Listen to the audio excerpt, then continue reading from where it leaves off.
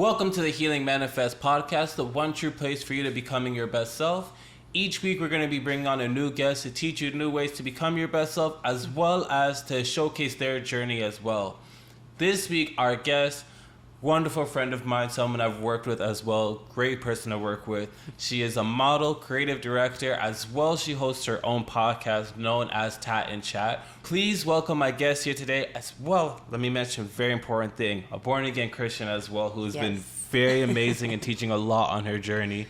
Please welcome my guest here today, Desiree. Thank you for having me. I'm really happy. Thank you for coming as well. Honestly, I've known you, I want to say 2 years now about. Yeah, it's been about 2 years. Yes. And I've watched and seen so much of your growth and everything that you've done. And I feel like people, they see your page and they don't realize how much of everything you do that you work for and how much you work for what you do. So just to get that start, introduction for yourself, walk us through your journey to even becoming the creative director and doing the modeling that you're doing today, and your journey of even coming into Toronto, everything, because you are international as well. I remember you came here from France. You have a whole international global journey that you've taken to get here. And just walk us through what it's like for you to get into the Toronto culture and then going from that to becoming a model and creative director today.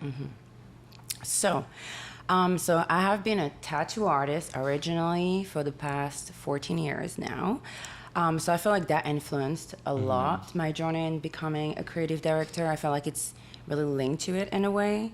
I've always been an artist. I've always been a visual artist. So for me, naturally, I gravitated towards just being a creative in general and kind of not wanting to box myself in one thing. I feel like when you're creative, you just want to naturally try to touch about just everything. anything, right?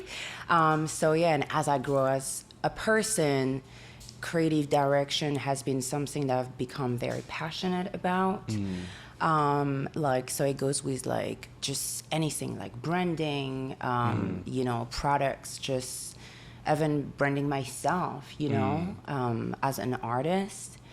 Also, throughout my travels and stuff, I feel working alongside so many different people, different cultures that really influence the way I see things. I feel like I get inspired by everything around me. So naturally, creative direction just feels like something that's the right fit for me. Modeling as well, I feel like, when you want to when you creative direct, even me throughout my visual artist journey, I would use my own self as, a muse, you know what I'm saying? So this is why modeling kind of was something I always wanted to do. And I think, to represent more people like myself and kind of changing and shaking up the industry a little bit. Yeah, and it's one of those things where, like you said, when you're creative, yes, there is an aspect of creating where you're going to be okay, I'm very talented. And with tattooing, as you said, it's more than just tattooing. I've seen paint, drawings that you've done. I remember when I had the parties I was doing, the R&B parties, you had a lot of art you were able to showcase as well. And it starts with that. You have to design the tattoos that you do for people, right? And when you have that value, and it's okay, yes, you have this that you're good at, but your mind is what's focused on just creating in the first place, and you're able to tie that with the doing creative direction. Also with the modeling, I remember seeing you do, Downy that reached out to you, a French clothing company. They reached out to you, they see you, and they're like, we want to see you modeling our stuff. So when you have things that, multitude of things where people, they want you, they see the value of what you do, they're reaching out to you for that, right? Now, I was wondering, because another thing that I've seen you do, as you mentioning with, you want to showcase yourself, what you represent in the modeling industry. I remember the first runway that you creative directed was for Mia swimwear. Yeah. And it was all about tattooed women, swimwear, everything. You did an amazing job creative directing that. Thank you. Even just walk through getting that connection and your thought process to make it a very tattooed female inspired event in a tattoo shop on top of that, which is great. So the inspiration behind it was like that time I just kind of started wanting to get into the modeling industry, but what I saw was just like people, like there were not many like heavily tatted female models. You always see a lot of like heavily tatted males over the years, you know, like, but what about females? Yeah. You know, and I think it's just that, like, that kind of like motivated me. I was like, you know, I work in a tattoo studio. We have a great space. Why not? You know, why don't we do something? Yeah. And it's something that, you know, like the owners of the place were really passionate about as well. So we kind of, you know, we're like, you know what, let's just take the leap of faith and let's just try and let's just do it, you know? So we called it Inked Runway to try and showcase and kind of shake up that, you know, like old ways of, you know, like you rarely, almost never see heavily tatted models on runways, you know. Maybe, you know, you see in some magazines, things like that, but like, how about, you know, we were trying to push the boundaries and like, let's just do it ourselves, you know, and not wait for someone else to do it. Right? Yeah. And it's like, it's interesting you mentioned how it's like a lot of men are showcased, and you're right in the sense that the way that it was very like, oh, these are tattooed women on a runway. You could have a runway full of men that have tattoos and it's not eye-catching like that. Of like, oh, it's a bunch of men with tattoos. Okay, what's next? This is one of more original ideas of, okay, we're showcasing women with tattoos. And as we know with the modeling industry as well, there is the whole conversation of, okay, tattoos in the first place. And then I guess you could probably speak more to that experience for being a woman, having tattoos, how that's perceived as well in the modeling industry. It's definitely, so people would say it's more niche. So I feel like we're part in like a sort of box, which is like, I don't know if you know about kind of like the Suicide Girls back in the days. That's kind of like, that started kind of showcasing more like heavily tatted women, but it's still kind of like, it was still put in a certain box. It's like alternative modeling and kind of like, it is directly tied to a more sexual thing as well, which, you know, like in my opinion, like it's not because you are a woman with a lot of tattoos that you particularly want to showcase yourself in that way. I personally do not. So yeah, so that's why I'm like, you know, like things needs to be changed a little bit. Like it's not because you have a lot of tattoos that you have to, that you can only model for a certain, you know, type of modeling. Like, why not? Like, why can't you do, you know, high fashion? Why can't you do editorial? So, yeah, that's kind of my thought process. And I feel like even with that, a lot of it is like, it usually takes, in anything, especially in model, we see it a lot in years, it takes that one person to just break the mold. Yeah. Because if you look back at when, I believe it was like around the 2010s, is when you seen Kim Kardashian come up, and it opened up more for different sized women to be accepted in the modeling industry. Where before, I remember seeing clips of, I remember the show America's Next Top Model. Like you could see women and what their definition of plus size, everything then, completely different to what it is today. You look at even the acceptance of, there's a time where even black women or black people in general being models, it was not it was not, it was very niche to say the least, right? Yeah. And it seems like you're doing a very similar thing in the industry right now for tattooed women. Yeah. And like you said, being able to have something that's like, ooh, okay, tattooed women in editorial, in business, high fashion, like where you're doing a lot in regards to that there. Now, what would you say has been the biggest thing that's put you in that, like, I'm going to stray away from what's out there already? Because a lot of people, they'll see, as you're mentioning, okay, the Suicide Girls, this niche is out there. I'm going to focus here. What would you say is the biggest thing that brought you into being like, okay, let's break the mold here?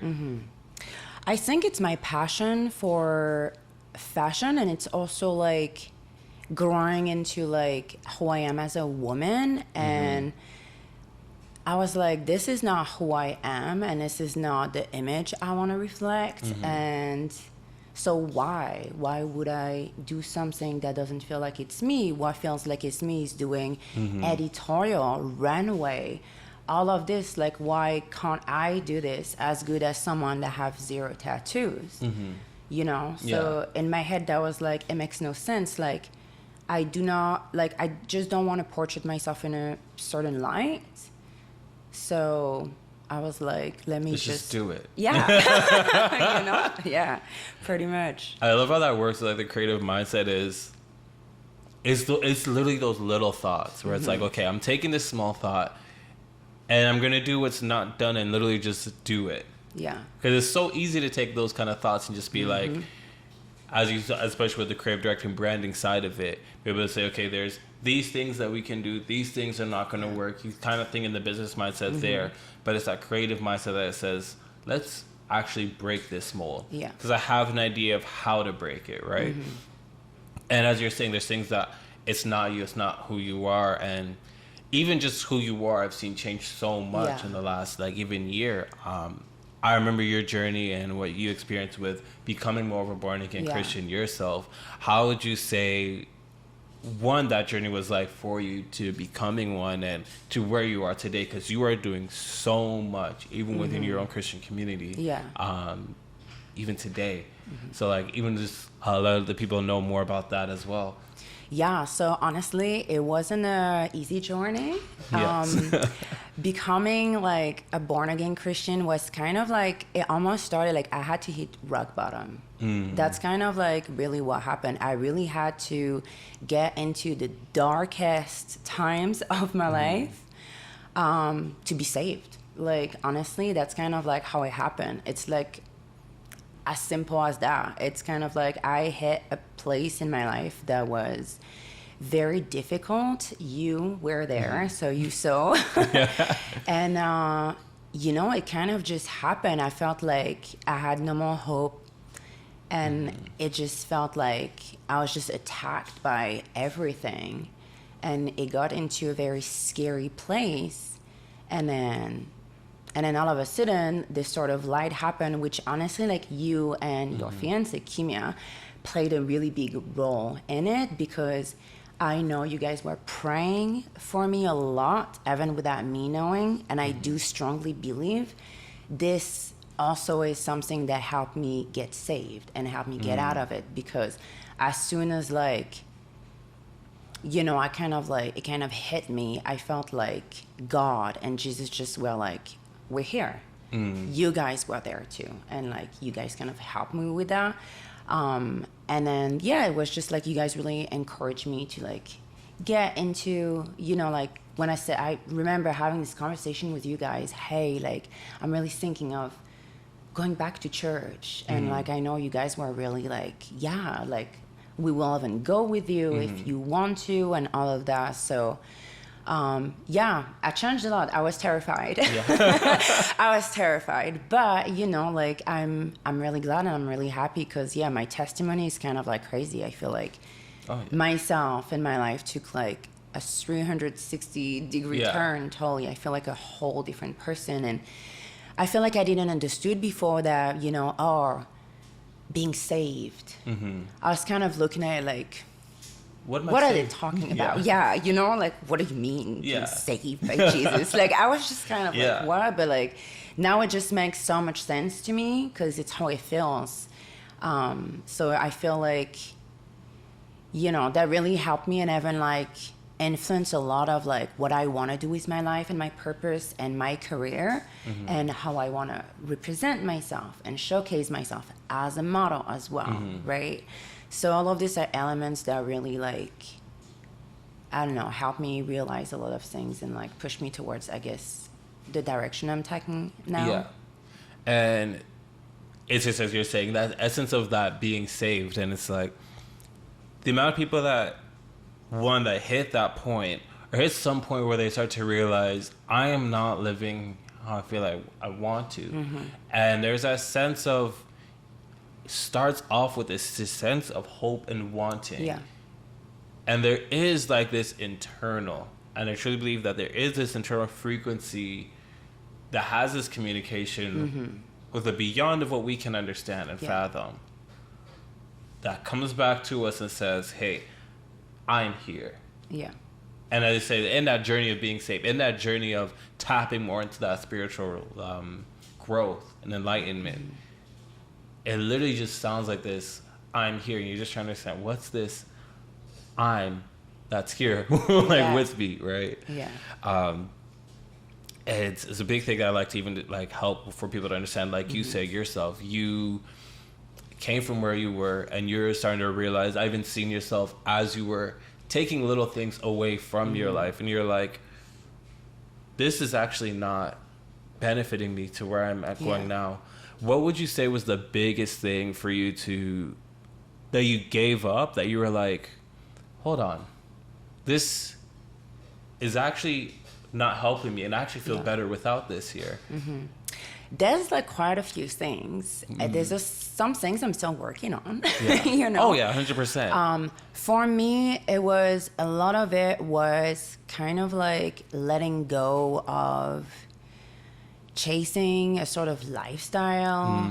You know, like I feel like a lot of people, they kind of chase, you know, like the goal is chasing money and fame and but in a certain way that's like, oh, like wanting to go to like, you know, like industry nights Parties and and all partying these things, and drinking and all of that. Like I wasn't like a big party anymore, but you know, like I don't know, I just feel like everyone, especially when you're in creative or entertainment industry, just wants to be there, accepted in these kind of parties and rooms, and live this kind of lavish experience. Which there's nothing wrong with, you know, wanting to have a great life and 100%. You know, wanting to be, you know, wealthy, but you have to want more and realize like those are just worldly things. That won't help you really fulfill yourself and truly find happiness and true peace. You know, and that's kind of like what I changed the most.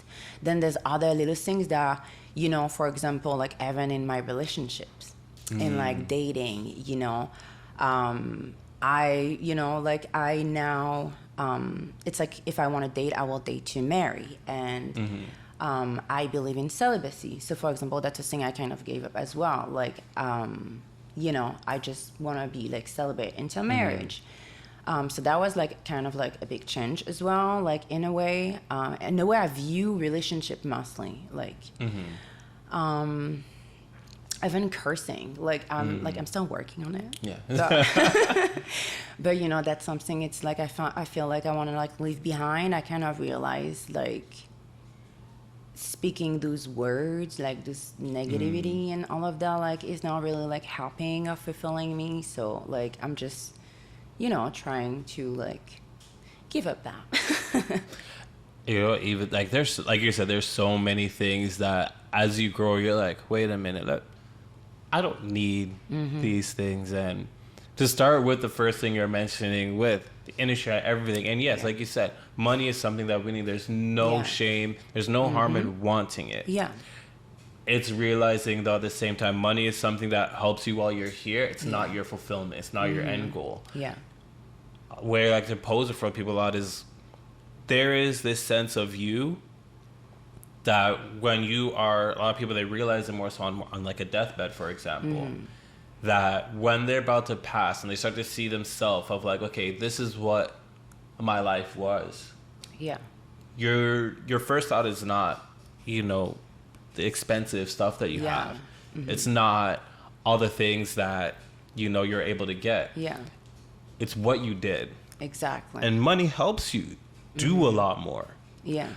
But it's a fact you're able to do these certain things. And it's like, what are you, for me, the biggest thing I feel that really changed the way I see all of this is once I realized that it's God's will. It's not mine. It's God's glory. It's God's kingdom, not mine.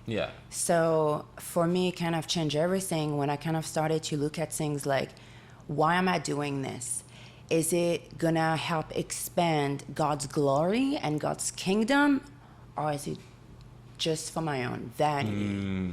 And that's where things really switched for me, when I feel like you start to seeing things that way. Like, yes, of course, God is going to give you certain vision, because God wants to use you for, to expand, his glory. But like, sometimes you need to like think about it. Like, I know like God gave me talents in, creativity, in like visual art and all of that. But I know, like, why did he give me that? Like for me, it's more like, okay, like, how are you gonna like use this and use the vision God gave you for good, for the better? Because at the end of the day, like I said, it's God's will, and God knows what is best for you. God wants what's best for you. Yeah. And I love how you put it as, this is God's will, because it's, if you really think of it, it's like, this time that we have here on this earth, it's the longest thing that our body will experience, but our soul, this is one of the shortest things at the same time. And when you look at it outside of just yourself, and just taking that minute, even just build your ethic and moral being, the frequency that you radiate out to the world, and say, this is beyond just me. It's about everything. Yeah. And it ties to something I learned within Christianity as well, and even within Islam, I see it as well. It's like this sense that God is all-knowing, all-hearing, and he's within all of us. And a lot of what you say, a lot of things that you mentioned that you're learning and doing as well now to focus on that, it's this focus on the fact that God is within all of us. I'm just a piece of it. What am I bringing to the rest of what's God's creation, right? Yeah. And what I love as well is you bring up the conversation as well of bringing celibacy into your relationships. And it's something that, of course, for all of us, is not easy to like bring into, right? But I think it's a very great conversation to have as well at the same time, because you realize just how much comes from even just that. Yeah. It's enjoyment, but when you look at everything that can be from it as well, there's so much more at the same time. There's that importance of being celibacy, and like not just celibacy, but even just the recognition of that conversation in the first place. I give you so much credit for bringing and being like, I'm hitting this point as well. Yeah, and I don't think it's something to be ashamed of. You know what I mean? Like, for me, like, it's a commitment to God. So I'm not ashamed of it. Yeah. You know what I mean? And it's a commitment to myself too. It's like, it's about like being like trying to be a better person, and like for me, there's such a relief when you understand that it's bigger than you. And, like for me, it's like I trust God with all my being. He has my whole heart and my whole soul. So why would I give that to someone else that I would be unsure, that would be a partner that would help me elevate in that. And you know what? At the end of the day, the person who understands that and is able to say, I am myself on that same journey. Yeah. That's someone that you're going to be radiating the frequency on as well. Yeah. And that's someone you are going to meet. And anyone who does not understand it is not on that frequency. Yeah. And they're not going to be the person for you in the first place. It's I like to mention for people is not to focus yourself on just finding a person, but focus yourself on being the person that you want, and understanding that person is going to radiate on that frequency, and you're going to see yourself live a more fulfilled life. Yeah.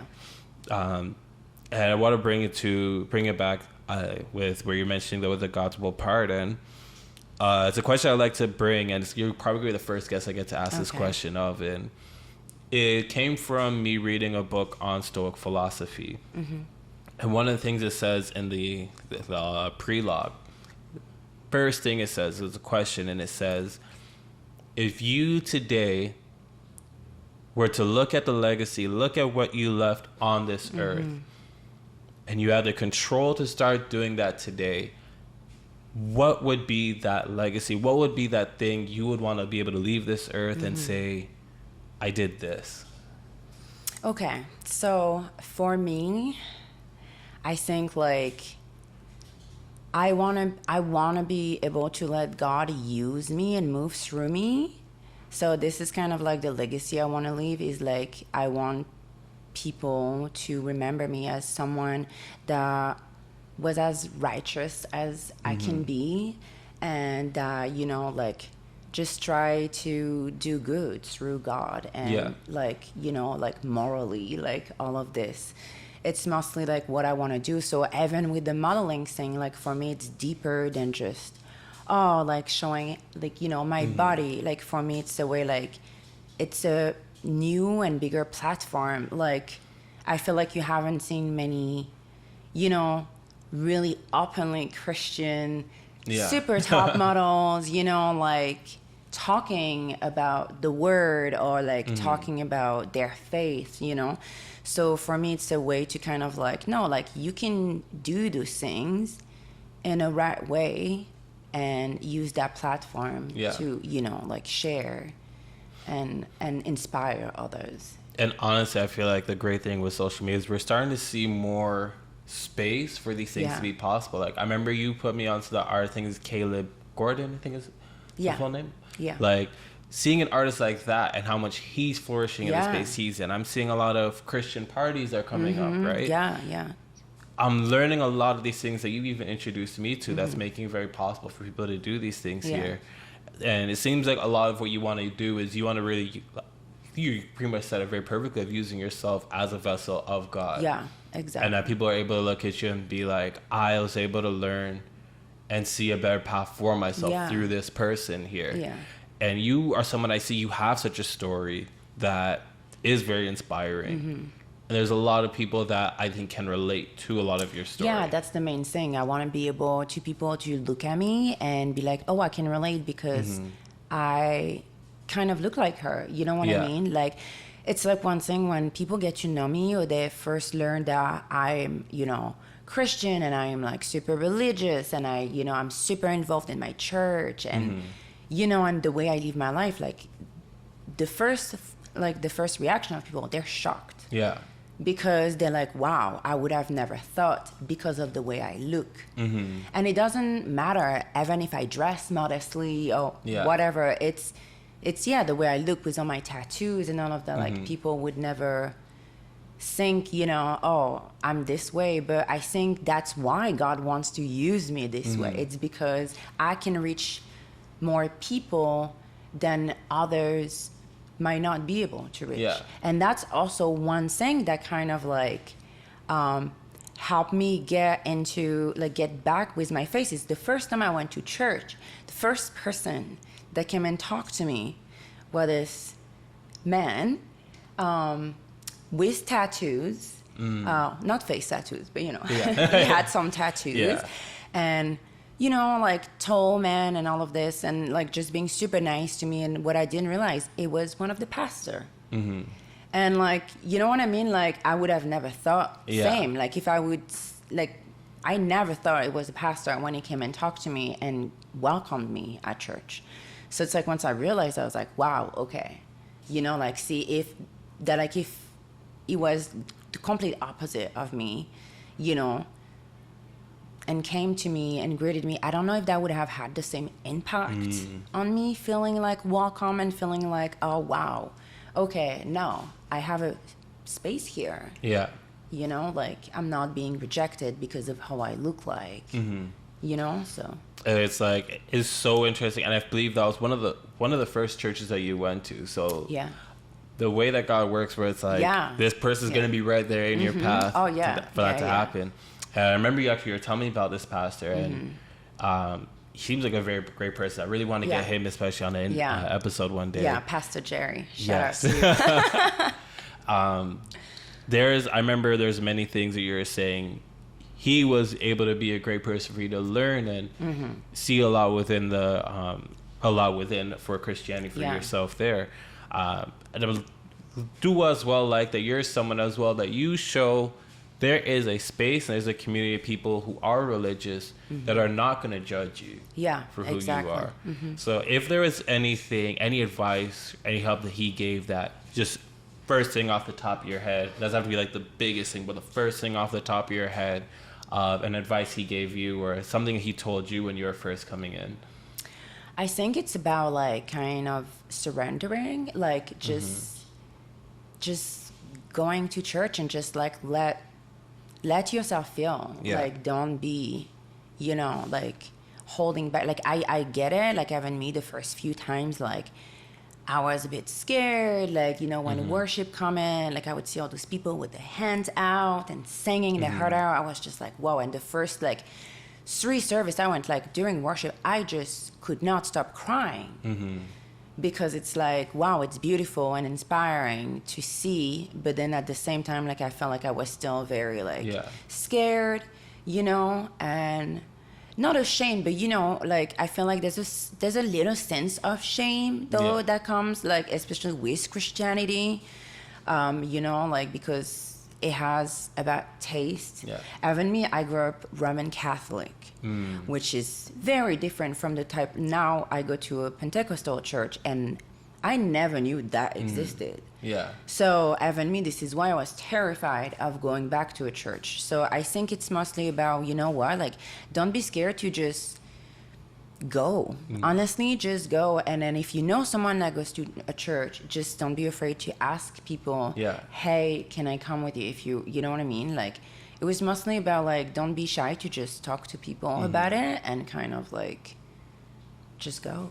And then, So, I was gonna say, and I can even my own way relate to that in the sense of there is this outer body feel like this. I just say sorry because so much of the language is inner outer body, and there is this internal feeling of you want to grow more, but you're always thinking of what you're doing at the same time. And there's so many things of you can't do this, can't do that. But it's like you said, a lot of it is you just have to allow yourself to surrender to God. Exactly. In the way that helps for you at the end of the day. And I truly believe that it's not about focusing on the things not to do within religion. It's about more so focusing on you.